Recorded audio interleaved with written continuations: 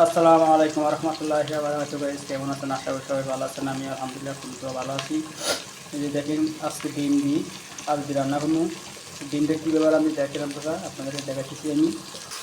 এই যে আমি টমেটোগুলো, পেঁয়াজগুলো, রসুনগুলো লাল করে নিয়েছি। এখন ডিম আলু দিন, তারপর ডিম দিন। ডিমটা কী ব্যাপার আমি দেখেন আপনাদেরকে দেখাচ্ছি। এই যে ডিমটাকে যত বেশি হইব তত পেঁয়াজ দিবেন, কাঁচামরিচ দিবেন, সাথে লবণ দিই। এটা কষলাইয়া একটা সাফার ভিতরে লইবেন। সাফার ভিতরে লই একটা প্লাস্টিকের বাড়ি হোক, এই একটা স্টিলের বাড়ি হোক, ঢাকনা থাকতে হবে, ঠিক আছে? যদি ঢাকনা না থাকে, বড় সাফা লইবেন, সাফার ভিতরে ঢুকাই ভালোভাবে গিট দিবেন, দিয়ে আলাদা একটা পাতিলের ভিতরে পানি রাখবেন, রাখি এটা সিদ্ধ করে রাখবেন। তখন এই ডিমটা ফুল উঠবে। এই যে আমি রাঁধছি দেখেন, এখন আমি বাইর করবো, এটা দেখতে থাকে।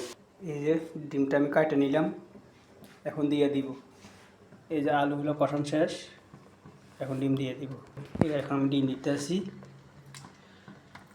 ঠিক আছে? তো আপনারা স্টিলের পাত্রে দিন না, সবচেয়ে সুন্দর হবে যদি প্লাস্টিকের বক্স হয়, তাহলে সুন্দরভাবে উঠবে। আর নাহলে সাফার ভিতরে দিবেন, বাউ যদি না থাকে। ওকে, আল্লাহ হাফেজ, ভালো থাকেন, সুস্থ থাকবেন। আসসালামু আলাইকুম রহমতুল্লাহি ওয়া বারাকাতুহু।